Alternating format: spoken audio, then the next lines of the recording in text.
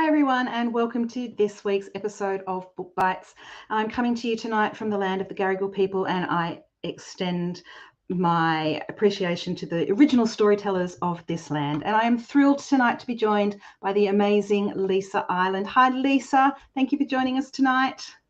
Hi Sandy, it's good to see you. I'm just going to apologise to anyone who's watching for the weird lighting in my office. Anyone who watches me regularly on Instagram knows that I can't get the lighting right. I need some sort of professional lighting, I think, or some sort of, if there's any technical people out there who can help me with this, because I always end up with this weird lighting and that big sort of shaft of light coming down. So sorry. I think it's a sign from the heavens, Lisa. It's like you're being, ordained by a higher power. We'll go with that, Sanji. I like that. We'll go with that. Tracy is joining us tonight. Hi, Tracy. Thank you for being here. Hi, Nola Marie is here from Rockingham, Western Australia. I don't know where Rockingham is, Nola. I hope you are safe from the cyclone that is about to hit. She's fine. She's way down south. Okay. Yvonne is here. Hi, Yvonne. Nice to see you. Her two favourite authors. Well, there you go. That's nice. And Tracy Simpson's here. Hi, Tracy. How are you? Tonight we're going to be talking about resilience and the ups and downs of publishing.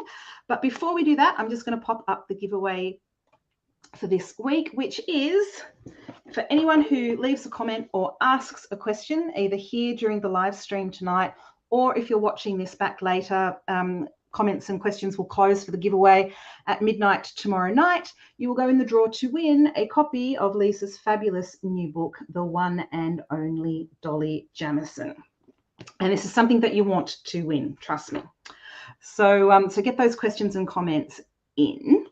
Now, Lisa, as we said, the topic tonight is resilience and the ups and downs of publishing, which ties very nicely in with the tagline on the front cover of your book, which, if I hold it closely enough, says, "Life is full of ups and downs." Yes, we were pretty smart. Well, it's actually, if you read it, Sandy, it says downs and ups. Downs and ups. And that was because my wonderful publisher, Bev Cousins, decided that if we twisted it, we wanted to leave it on because, and this kind of ties in what we're going to talk about, is downs and ups means that, yes, there are downs, and in the story and hopefully in publishing, there are lots of ups too. And we leave that story on an up, hopefully.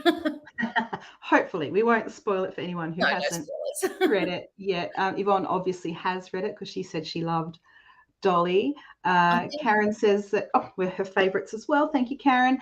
And your books are winging their way at the moment. That's good. Wow. Tracy has read the book and loved it. One of the favourites this year.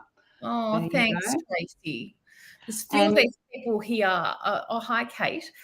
Thank you, Kate. That's so nice. There's a few people in here from my Facebook reading group. We have an online reading group called the Reading Couch. The Reading Couch. Thank you, Sandy. I was struggling to come up with the name for a second. I'm a bit, my brain's a bit scrambled tonight, but so I'm seeing a few of the members of that, and we did read Dolly in the Reading Couch earlier this week. If you can't promote your own book in your own reading group, what's it for? But we do fantastic. Can I just plug before we go any further? Of course you can. I just want to plug Emma Gray's book. Have you read this, Sandy? Yes, I had Emma on here a couple of weeks ago. It's fabulous. Oh, she's just a delightful person, and this is a delightful book. And I know lots of people have already read it, but as you can see from my gorgeous bookmark, I have not finished reading it yet, and that's because we are doing it on the Reading Couch in April. I think our date is the 23rd of April, and I like to read the book really close to when we talk about it in the group so that I don't forget things, because my memory's a bit shocking now. As I'm aging, I'm getting a bit forgetful. But yeah, it's a beautiful book. I'm really loving it. So I haven't read your new one yet, Sandy. I will be, because you and I are doing it. See, look at me. I'm like promoting everyone. I know, I'm just going to sit back and let you go. But we are doing an event, two events, is it? Two events we're doing together very, very soon. So your book is next cab off the rank, but I like to do that. I'll do it, just before we have our event. So I'll be all excited about it and have lots of questions, hard ones. So, Excellent. I'll be ready for them.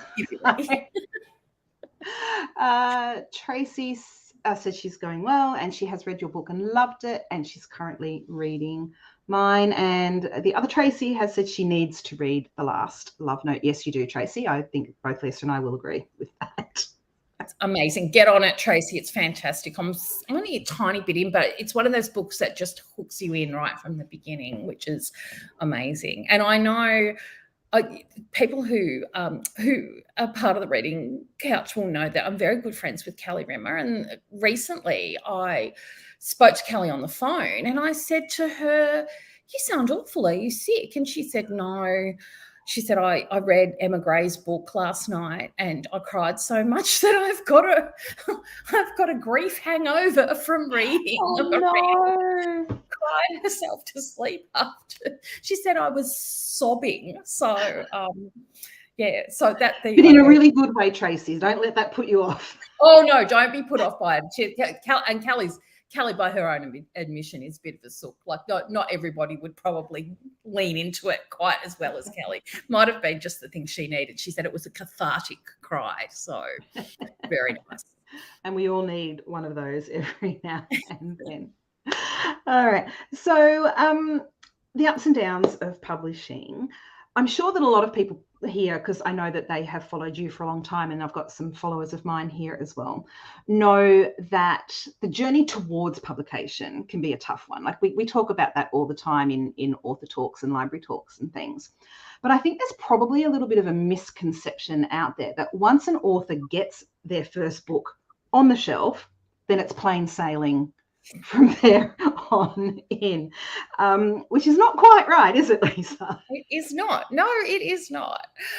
I think, Sandy, look, and I have to admit that people did tell me this before I got published. Like, there were lots of more experienced authors who would say, getting your book over the line, getting your first book published is just it's not the end, it's the start of the race. It's a marathon, and that's just the start, But I think, like anything, the publishing game is kind of something that you don't really understand until you're in it. It's very hard to understand.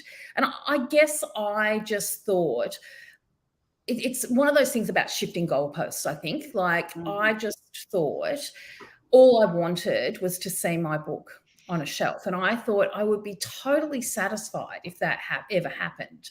And then it did happen. And then suddenly my expectations changed and I wanted more. I wanted another book published. I wanted lots of sales. I wanted to see my book, on a list. I don't know.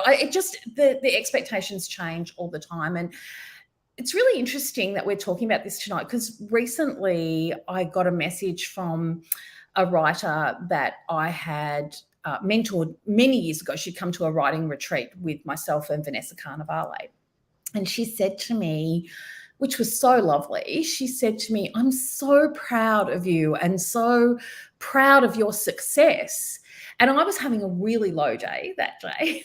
And I thought, what success? What is she talking about? Like, I didn't feel very successful. But then I sat in that space for a minute and thought about it and thought how really that was very short-sighted of me, because what I have is exactly what she wants.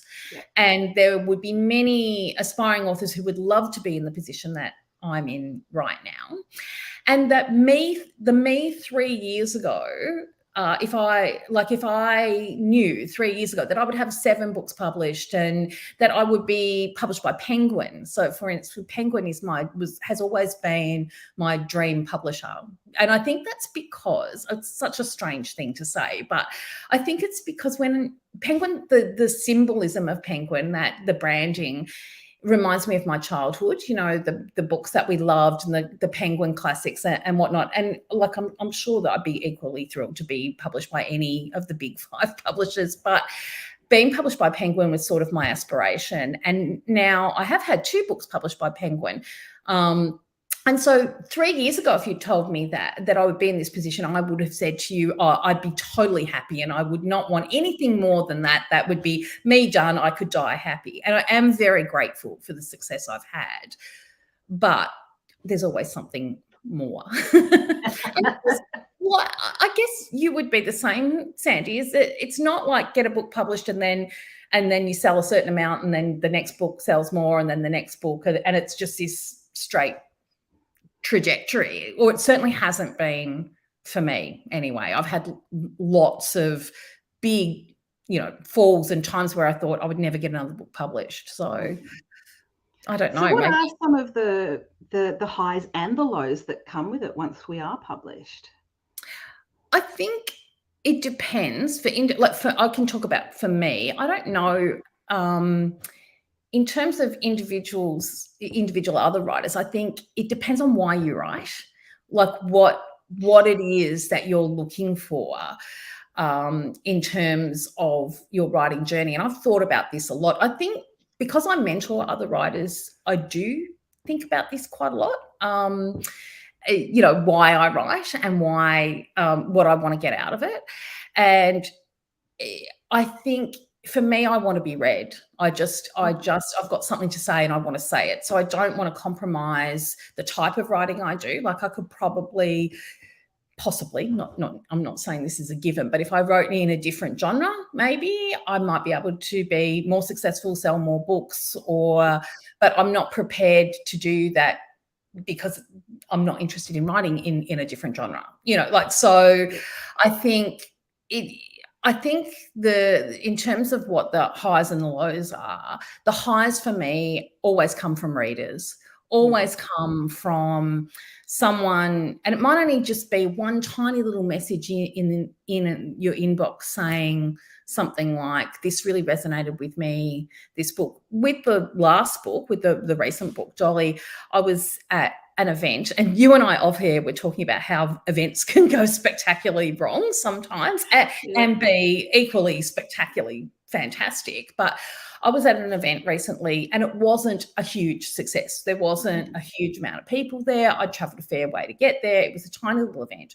Not many people came at all, but one of the women stopped me afterwards when we were having a cup of tea, and the book is about homelessness, and she told me about her journey with homelessness and how the book had resonated with her and all the ways she felt that I'd got it right.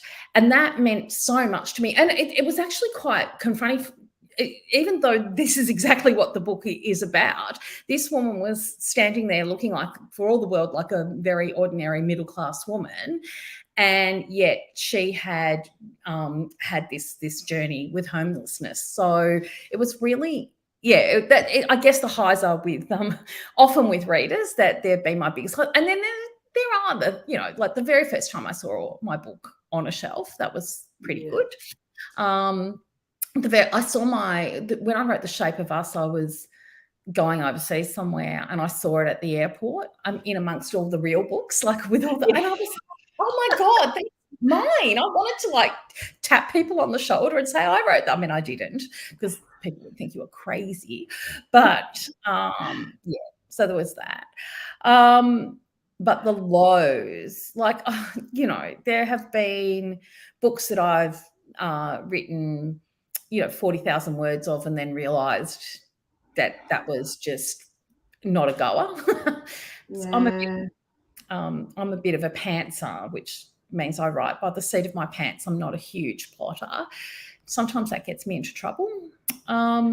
My agent closed her doors during COVID, and I'm yet to find another agent. I haven't actually looked, but I'm right now at this point in time going, do I need another agent?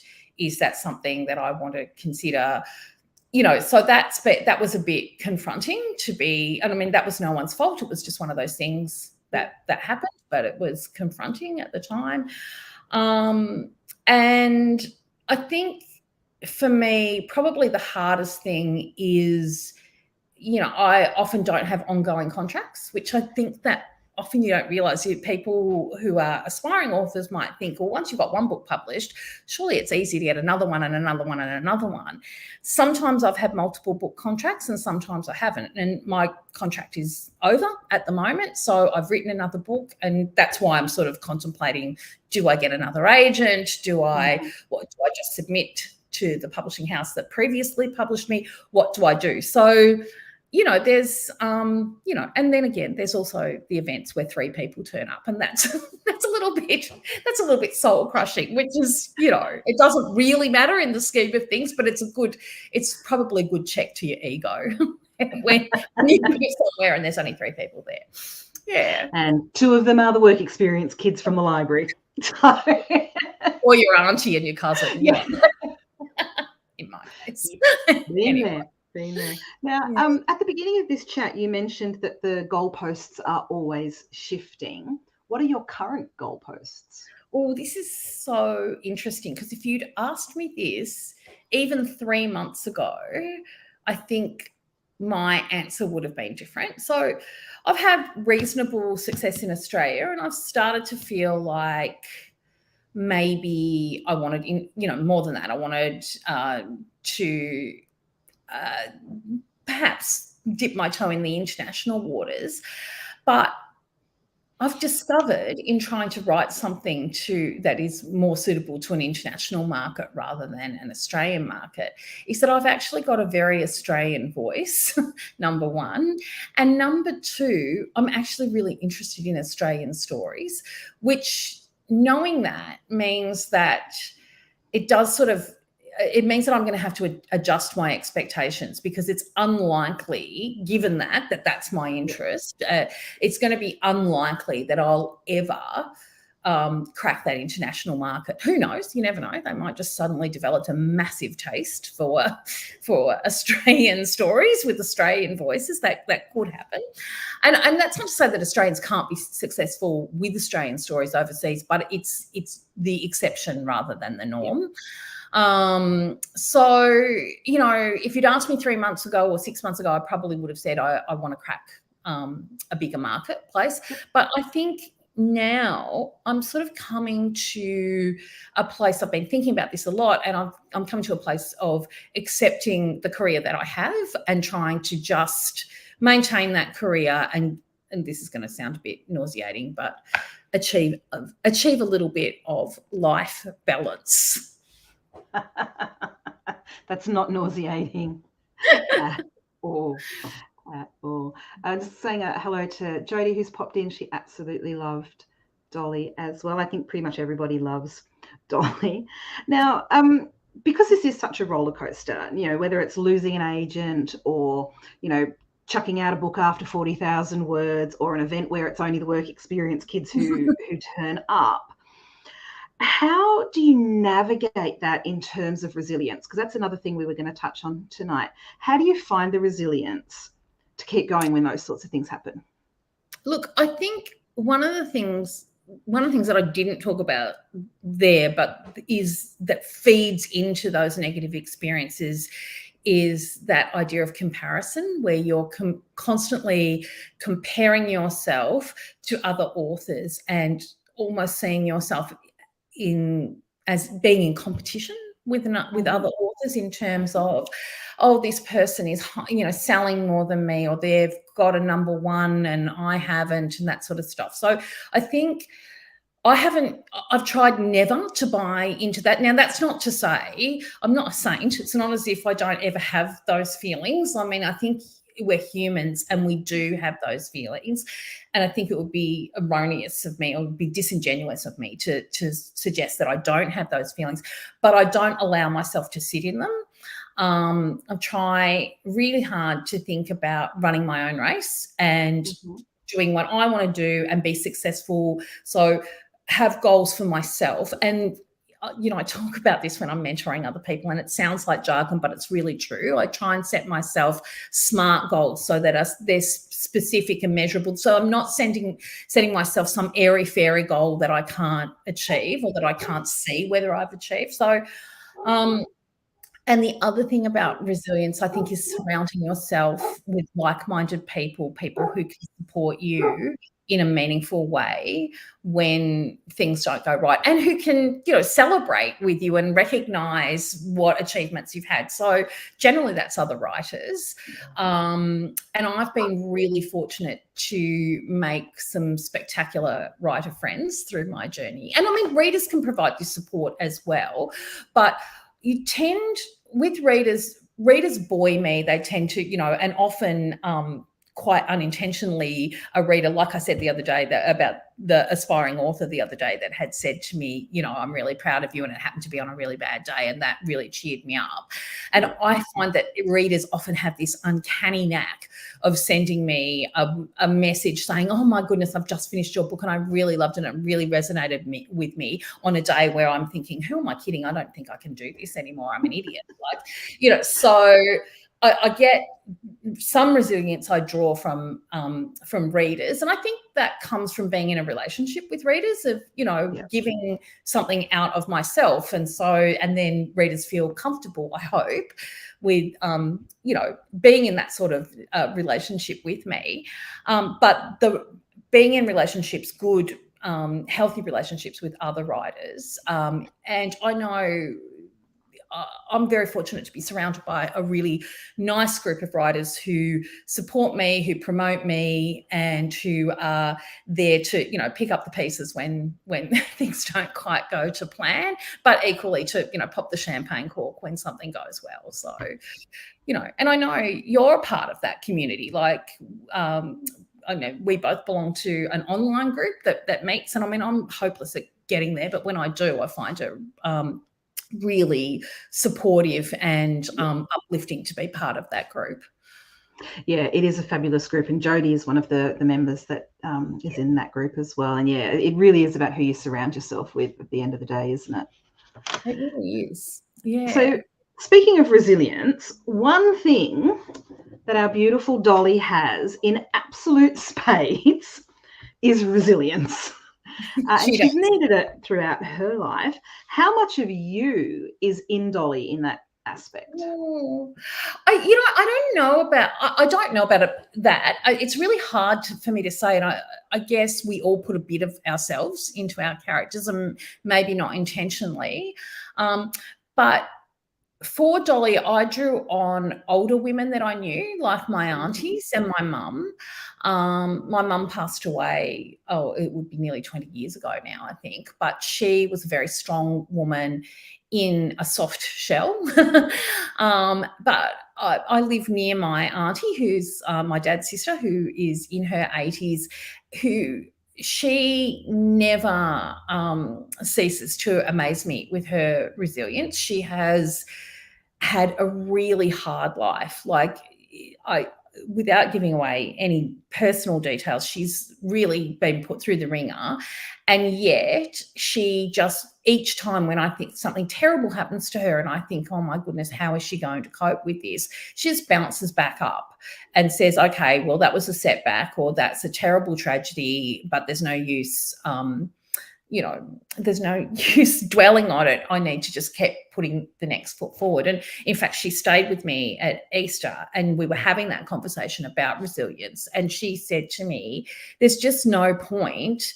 Like, I'm still here, I'm still living, I'm still breathing. There's no point in dwelling on things that are making me feel worse. I need to just, keep going forward. And I just think that's a remarkable quality. And I think there are many people in that generation, she's in her 80s, who are quite stoic and who've lived through wars and depressions and, and who just get up day after day and put their shoes on and go, all right, well, into battle again we go. So I guess that's who I was drawing on when I wrote Dolly. And it was written during COVID, during the and I'm in Victoria, so I was in lockdown for most of the time that I wrote it. And I know this is probably it's a strange comparison in some ways, but I was a little bit during that time reminded of, because we were all complaining a lot. And, and for some of us, with not necessarily me, but for other people, they probably had really great reason to complain. I'm not trying to dismiss that. It was a very, very difficult time. Yeah. But I kept thinking about people like my aunt who'd lived through wars, and people who had really had to make big sacrifices. And for many of us, not all of us, but for many of us, we were being asked to sacrifice our freedom, which was very, very difficult. But we were doing it in the comforts of our own home with Zoom and TV, and so we weren't quite in the trenches or anyway, so I guess that's where Dolly came from. Mm-hmm. Speaking of a long-winded answer to a very simple no such thing on Book Bites as long-winded. We just go where it takes us. I'm going to come back because you mentioned the pandemic, but I just wanted to pop up. Ali Lowe is here. Hi, Ali. Thanks for joining us tonight. She's loving the chat, and authors are definitely a highlight. Stacey Greentree has joined us as well. She's enjoying the chat, and she's going to buy Dolly tomorrow. That's what we love to hear, Stacey. And Kim also loved Dolly. I don't know anyone who doesn't love Dolly who's read the book, to be perfectly honest. I love it too. It's funny because I am an author. I'm not a very confident writer. I suffer from extreme dislike of my own writing when I'm in the draft. And I can't tell if something's good. And I still, I've written a whole other book since then, and people say to me, oh, do you just love it? And I'm like, well, no, not really. I don't know if it's any good or not. I need some distance from the book. Yep. But the last 2 books I have written, so the one and only Dolly Jamieson and The Secret Life of Shirley Sullivan, I have loved that both of those major protagonists. I have, whilst I've not been in love necessarily with my own writing, because I don't ever feel that way until way past the time. I like it when I see the cover. Then I think, oh, it's got a nice cover. It might be all right. But I have, and most particularly Dolly, she feels like a real person to me. And I know I created her, but she really feels like she could be just, that I could pop a letter in the post and that she would get it in her little flat in London. Well, while we're talking about Dolly, she is our title character, obviously, and both her and Jane, who's the other main character in the book, they both have a series of highs and lows that they are going through, both professionally and personally. And again, we won't give any spoilers here. When they meet, they're both at quite low points in their lives, respectively. Dolly's low point is very obvious, despite the fact that she thinks she's hiding her situation well. Not quite so Dolly. And Jane, less obviously, although not any less traumatically. Did you know when you started to write this that you were going to have them both at those low points and that their lives would sort of almost track parallel, I guess? Or did you play with different paths? One would be high, one would be low? No. The interesting thing about this book is that even though I'm not much of a plotter, I wanted that mirror. I wanted their situations to mirror each other. So that was, even though I'm not a type plotter, I knew that was what I wanted to happen. And interestingly to me, I wrote the book half in Dolly's point of view and half in Jane's point of view. And so that was the first, I was going to say the first draft, but I did 3 drafts of it like that. And then I sent it off to my lovely publisher at Penguin, Bev Cousins, and she read it and she said to me, I really, really love Dolly. She said, I'm not really loving Jane as much. And she said, it's not that I don't like Jane. I just am flicking through her chapters to get back to Dolly because I love her so much. And she said, I don't, I'm a bit worried about that. And she also said to me, and Jane's chapters were quite dark, and that kind of, I think, reflected my mood a bit. I wouldn't have thought so at the time, but I thought I was fine. But because we were in lockdown for a lot of the time, I wrote it. I think we were all feeling, a bit sorry for ourselves and a little bit depressed. And I I really, when I look back on those chapters, yes, they are very dark. And so Bev and I had a bit of a talk about how I could fix this, and she said, well, just play with it and see what you think. And I had the idea to take Jane's point of view out, to still keep her story. So her story didn't change, not at all, but just her point, we just never saw it. And actually, I think probably helped with the pacing and the suspense, because we don't actually know what happens to Jane until Dolly finds out. Yeah. Whereas when I was writing from Jane's point of view, it was harder to keep that from the reader without being disingenuous, without, actually putting in red herrings and stuff, which, that's kind of not my style. When you're in my characters' heads, you're right inside them and you know everything.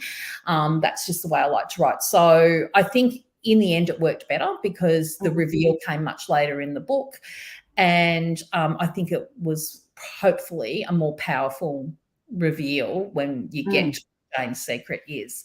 So, and also it allowed a bit more of the humor to come, even though it's not a rollickingly funny book, but there is a little bit of light humor in Dolly's situation and the way she perceives things, and that allowed that to shine through a bit more. And we got to see a bit more of Dolly's backstory that way, because there was room for it. So yeah, right. Yeah. And I guess this comes back into the resilience that we were talking about as an author. When you hand in your manuscript and the publisher comes back and says, yeah, but nah, that's a tough thing to go through, isn't it? I've been there. I do think that's another thing that, I recently on Instagram was talking to some authors who indie published it, but they were saying that they would really like to be traditionally published. And I think that there's a perception that, that it's all one way once you're traditionally published, that you just hand in the book and then it kind of gets, it's edited and you lose all control. But that is not obviously the case whatsoever. It's always a collaborative experience. It always has been a collaborative experience for me. But what I was going to say is that I think people these days, because we do have indie publishing available as a very valid form of publishing, there's not that long wait for people. Like, people can choose to publish themselves if they can't find a publisher. Whereas when I was first trying to get published, that option didn't exist. And I think that made me and people who were, so I was first published 10 years ago, I think, around about, 10 years next year. And I think people who have been in the game that long, our skins were toughened by having to keep submitting. I mean, I'm sure there are many people who got published much more quickly than I did, but it took me about 7 or 8 years to get published from the first time that I decided I'd like to be published until I actually got a book across the line with a traditional publisher. And so I got used to rejection, and I got used to hearing hard things. And I think that has really helped me in the editorial process, because you do sometimes have to hear hard things, and that kill your darlings there's never been a truer phrase than that, because you really sometimes do have to let go of something that you have loved. And I was quite invested in Jane's story. There's probably more of me, because there's that whole motherhood theme and how you're perceived as a mother. And I probably think there's more of me in Jane than there is in Dolly. And so to have Jane's story or her point of view removed, for me to get to that point, it was, that was a bit tricky, but I'm 100% on board with that decision, and it's made the book a million times better. And that's the beauty of working, I think, with an editor, with a professional editor who knows, who knows the market and who wants the same thing as you, to get the very best out of your book, but they maybe they've got this, like smidge of distance from it, so they can sort of go, well, this part works, but that part doesn't. So I love that. We're so lucky to get to. That is definitely one of the highs, working with the team to make your book, because really, if people could see my first drafts, they'd see how. We don't want anyone to see our first drafts. No, we're not sharing the first drafts. Oh dear. Helen is starting Dolly tonight. I think you will enjoy it very much, Helen. Tracy has said that she felt that Dolly was very real, that she liked that she wasn't perfect, but we still felt for her. Dolly was such a classic. Geraldine is also here, and she, like everybody else, loved Dolly so much. There's a lot of love in the room for Dolly tonight, Lisa. Fiona has Dolly sitting in her to be read pile. She's looking forward to it, and she's going to buy another copy for her mum for Mother's Day after listening to this talk. I think it'd make a great Mother's Day present. Thank you, Fiona. Lovely Kate Solly, who I'm doing an event with soon, she said that after she read it, she ran out and bought it for her mum and for her mother-in-law as well. So I'm hoping that maybe, but of course, don't forget Sandy has got a book out just in time for Mother's Day. You'll be doing lots of Mother's Day talks and events, I imagine, Sandy. You'll be inundated. Maybe they could just, what's better than one book? 2 books. Right, exactly. One of yours, one of mine. Happy Mother's Day. Oh, yeah. And they look really nice together. I noticed that. I saw, I think it was the Collins Bookstore in Sale, who we're doing an event for, had put our books together. And I think in the Book Bites thing, you had done it as well. And I yes, put them together. Really nice together.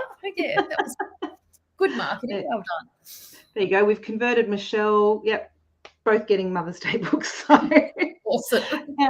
We cannot talk about Dolly without talking about one of the major themes in the novel, which is homelessness, and that you highlighted how easily life can go from an incredible high to a very serious low, just how quickly life can turn on a dime. Why did you choose that as a topic to explore?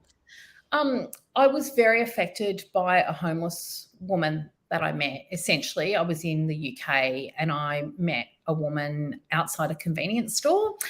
It was Edinburgh. It was around about this time of the year. Actually, it was March, I think. So it was cold. It was very, very cold. My husband had gone inside to get something and I couldn't be bothered to take my coat off because you know how hot it is in the UK when you go inside a store. Couldn't be bothered getting undressed and redressed. So I stood outside and waited for him in my very warm coat with the big fuzzy, furry hood and whatever, really being, quite cool even in that. And there was a woman sitting outside the store who asked me for change and I didn't have any. And so I said to her, look, I'm sorry, but my husband's coming and he'll have change. So, and in the meantime, I noticed she was reading and she was reading a book that I had read. I think it was Beth O'Leary's The Flat Share. But anyway, so she was reading a book that I had read and I looked at the book and I said, oh, how are you enjoying the book? And, she said, oh, yeah, it's really good. Have you read it? And so we just had a bit of book banter, Yeah. And then my husband came out, we gave her some change and she said, thanks very much. And I said, oh, because we only had a small amount of change. And I said, oh, I'm sorry, it's not more. And she said, oh, no, that's not what I'm thanking you for. Thank you for talking to me and making me feel normal for a while. And it was obvious to me from my conversation with her that she was an educated woman. Mm-hmm. And she spoke very well. And it sort of made me think, 2 things. At first, it made me feel deeply ashamed about all the times that I have walked past homeless people and not given them the time of day. Because what she said to me was, you are the first person who has spoken to me today. And most people don't even make eye contact with me. And I know I'm not trying to shame anybody out there in Booklandia for that, if that's been you, because it's hard to, when you see poverty on the street, you can't solve it, and so sometimes we do look away from hard things. But I never have, never ever since that day. I was with lovely Leonie Kelsall in the Rundle Mall in Adelaide recently. We'd had a bit of an author dinner after a signing and she was trying to talk to me and I kept stopping and talking to homeless people. She was probably thinking, you are crazy. I just cannot walk past someone now in the street who is obviously sleeping rough. But anyway, so that woman's story got me thinking about how someone who is educated and who has clearly, it seemed to me not always been in this situation. How did she get there? So that got me thinking. And then when I got back to Australia, I read an article in one of the Saturday papers about it was about the fastest growing demographic of homelessness in Australia and actually in the developed world, which is women over 55. And that's me. I'm a woman over 55 now. I wasn't actually when I started the book, but I am now. And but this showcased a case study of a woman who'd been a TV producer. So like that's not a proper job, yeah.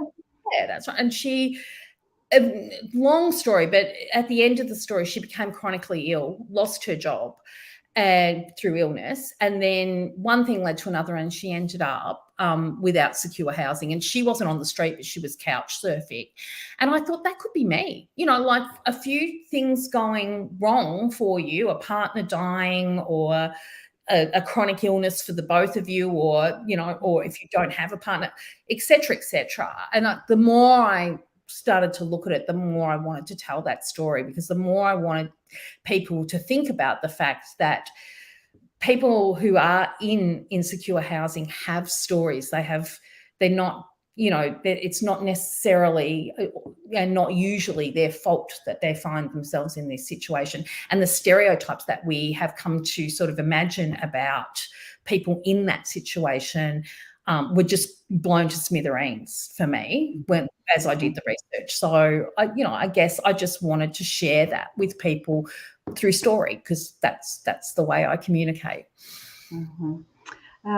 Claire Van Ryn, who is going to be a debut author with Penguin. She's one of the new Penguin authors coming out in June, I think it is, Claire, isn't it? And I've read a copy of Claire's book, which is fabulous. She's exciting. Yay, congratulations. She's just popped in to say that's beautiful, that amazing how the heart can be impacted forever after one chance encounter. Yeah. That's exactly what's happened to you. Yeah, absolutely. And I think you never know the difference that you can make. Like, I don't know, every time I smile at someone or speak to someone who is sleeping rough now, that little piece of, my day means nothing much to me. Like, it's not much of an effort. It might not mean much to that person, or it might, I don't know. And so I guess the message is, given the option, be kind. And, and it doesn't really cost you anything. It doesn't cost you anything at all to smile at someone and acknowledge their humanity. That costs us nothing. And, I just think if we all sort of did that, maybe that would lead to some better outcomes for people eventually. But, there we go. We're starting a revolution, one little tiny smiling. And as Stacey says there, but for the grace of God, it could be you, it could be me, it could, depending, anything can happen, and it could be us. Yes. And she read that same article, and yeah.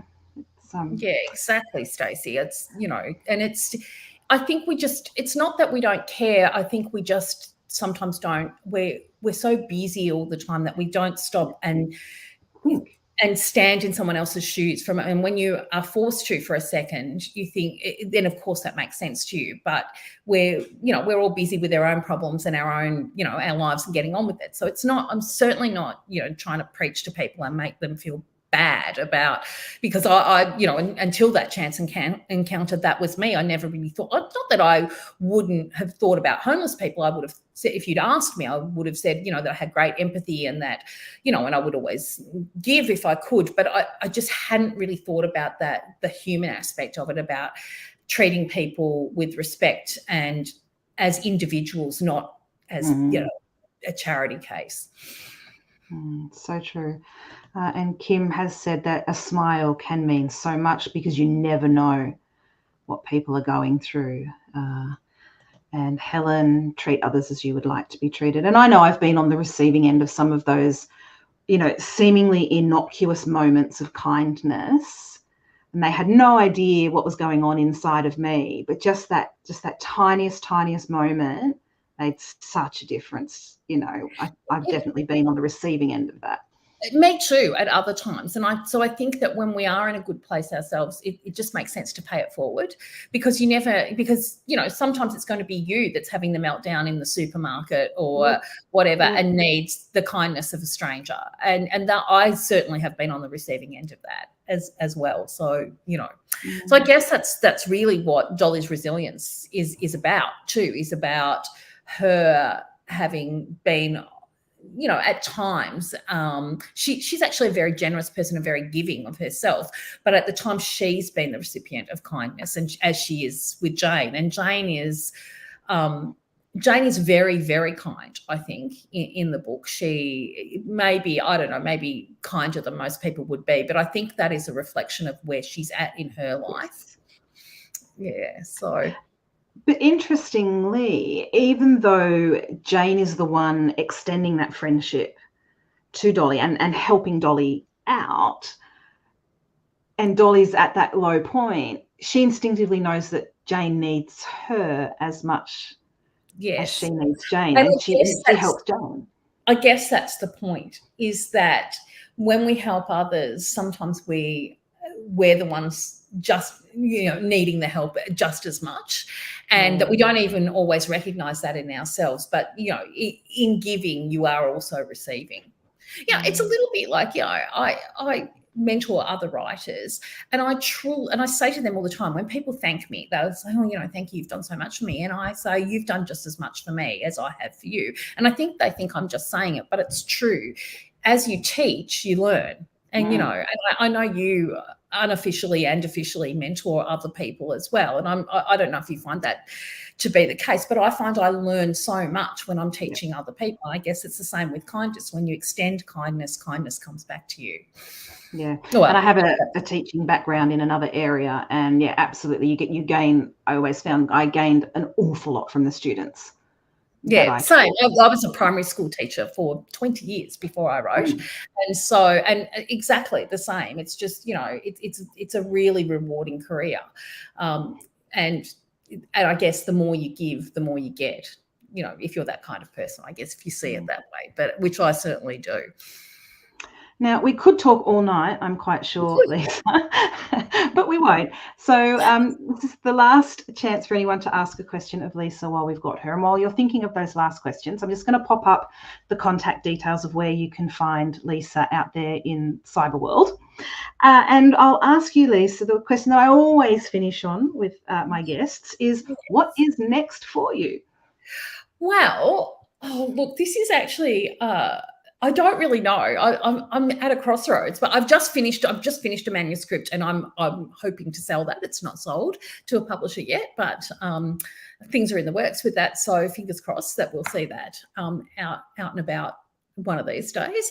But I'm about to embark on a new manuscript, and I've got two ideas, and they're vastly different. And one is an idea for a rural romance. As I started my career in rural romance, and I have not written romance for a really long time, but I've had a few things that some of the people who follow me will know. I've had a personal tragedy in my family, and I've had a bit of a dark time. Like, I'm perfectly fine, don't worry, I'm all good, but I feel the need to have a bit of lightness in my life, and I think there's nothing like a nice romance for a bit of lightness. So I might do that. And I've got a bit of an idea for one. But I've also got another idea, which is just, you know, one of those, I can't even really articulate it yet. It's just that sort of thing in the back of my head. So which one of those is going to be my thing, but I haven't quite made up my mind. But I better hurry up, because I need to start writing soon. So watch this space. I'll let you know. We will all be looking forward to it. Kate is thanking us for the wonderful chat, and congratulations on the novel. Kim is also thanking us for the chat and writing such beautiful books for us to read. Thank you, Kim. It's been lovely chatting with you tonight, Lisa. Thank you so much for coming on Book Bites. And you have mentioned throughout the chat that we're doing a couple of events together. So if you are in the Bairnsdale area or the Sale area in Victoria, Lisa and I in a couple of weeks' time will be doing some events there. They will be up on my socials soon. And if you are in that area, we would love to see you there. Thanks so much for having me. It's been such a lovely chat. I could chat all night, but I really should let you go. Oh, it's the problem when you get book people together, right? Talking about, we just talk. Luckily, we will see each other soon and have more chances to chat books. So that will be great. Thanks so much, everyone. Thank you so much for joining in, and we'll see you next time on Book Bites.